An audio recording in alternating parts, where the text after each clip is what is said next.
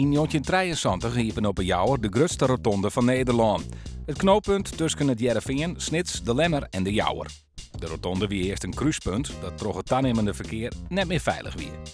Het nieuwe verkeersplein moest hiervoor de oplossing wezen. Maar zwaar in plak daarvan ook van onveilige situaties en een soort files.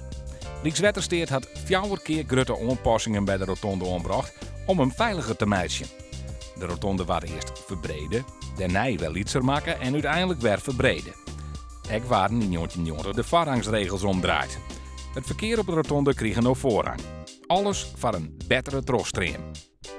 Maar toch het hield het aannemende verkeer kon Rijkswaterstaat geen geschikte oplossing vinden. In 2000 die Rijkswaterstaat een laatste poging met 3 bypasses.